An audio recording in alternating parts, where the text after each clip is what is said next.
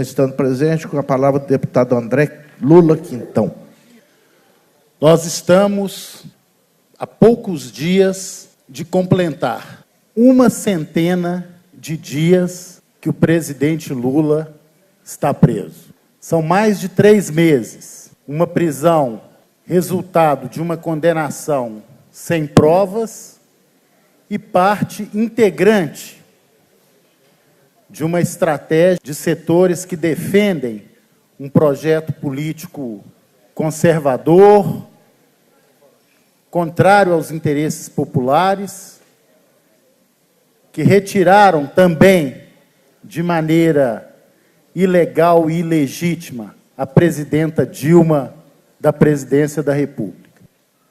E a sequência de atos que estamos acompanhando reforçam a tese de que a nossa democracia está sendo desconstruída. Mas o presidente Lula recentemente escreveu uma carta em defesa da democracia.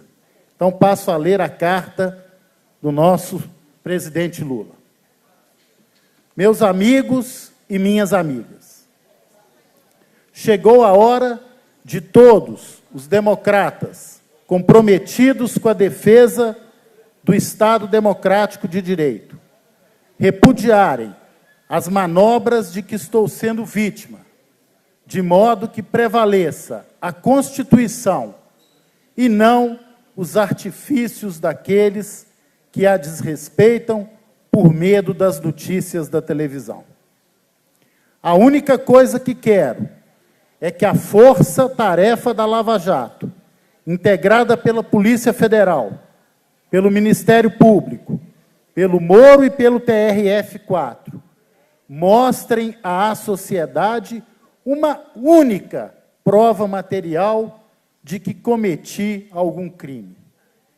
Não basta a palavra de delator se houvesse imparcialidade e seriedade do meu julgamento. O processo não precisaria ter milhares de páginas, pois era só mostrar um documento que provasse que sou o proprietário do tal imóvel no Guarujá.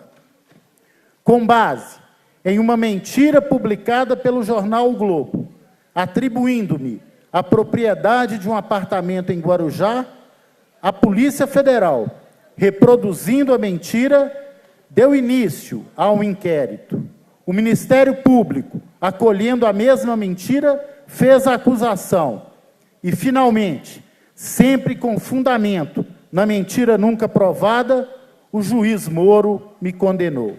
O TRF4, seguindo o mesmo enredo iniciado com a mentira, confirmou a condenação. Tudo isso me leva a crer que já não há razões para acreditar que terei justiça, pois o que vejo agora no comportamento público de alguns ministros da Suprema Corte é a mera reprodução do que se passou na primeira e na segunda instâncias. Primeiro, o ministro Fachin retirou da segunda turma do Supremo Tribunal Federal o julgamento do habeas corpus, que poderia impedir minha prisão, e o remeteu para o plenário. Tal manobra evitou que a segunda turma, cujo posicionamento majoritário contra a prisão antes do trânsito em julgado já era de todos conhecido, concedesse o habeas corpus. Isso ficou demonstrado no julgamento do plenário, em que 4 dos 5 ministros da segunda turma votaram pela concessão da ordem. Em seguida, na medida cautelar em que minha defesa postulou o efeito suspensivo ao recurso extraordinário para me colocar em liberdade, o mesmo ministro resolveu levar o processo diretamente para a segunda turma, tendo o julgamento sido pautado para o dia 26 de junho. A questão posta nesta cautelar nunca foi apreciada pelo plenário ou pela turma, pois o que nela se discute é se as razões do meu recurso são capazes de justificar a suspensão dos efeitos do acórdão do TRF4, para que eu responda ao processo em liberdade.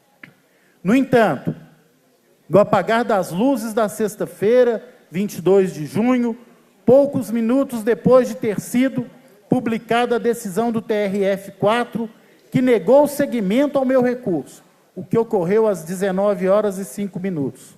Como se estivesse armado uma tocaia, a medida cautelar foi dada por prejudicada e o processo extinto, artifício que, mais uma vez, evitou que meu caso fosse julgado pelo órgão judicial competente.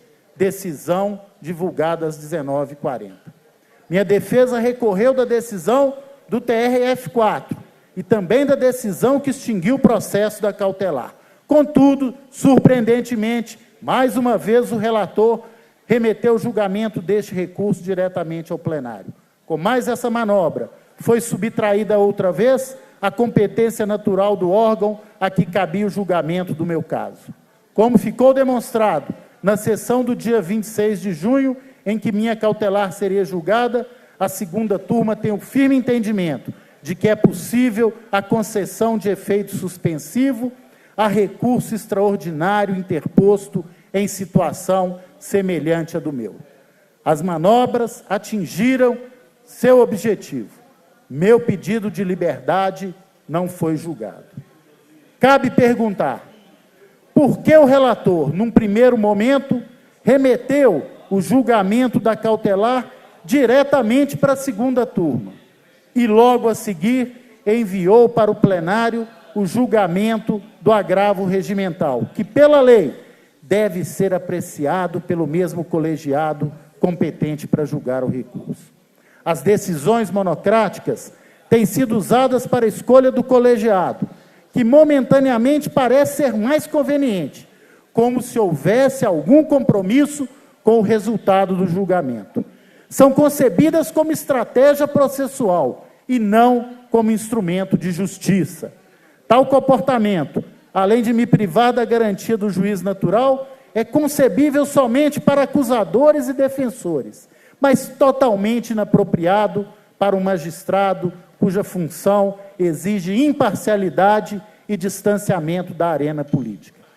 Não estou pedindo favor, estou exigindo respeito. Ao longo da minha vida, e já conto 72 anos, acreditei e preguei que mais cedo ou mais tarde sempre prevalece a justiça para pessoas vítimas da irresponsabilidade de falsas acusações.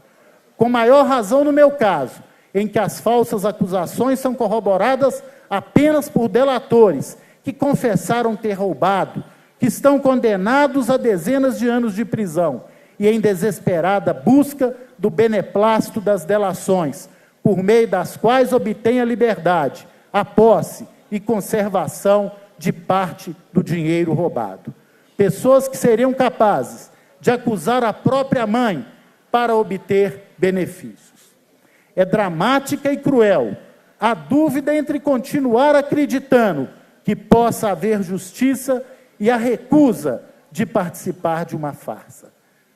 Se não querem que eu seja presidente, palavras de Lula, a forma mais simples de o conseguir é ter a coragem de praticar a democracia e me derrotar nas urnas.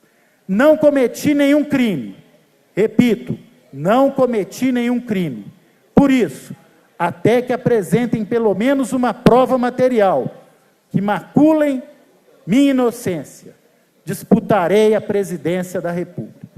Desafio meus acusadores a apresentar esta prova até o dia 15 de agosto deste ano, quando minha candidatura será registrada na Justiça Eleitoral.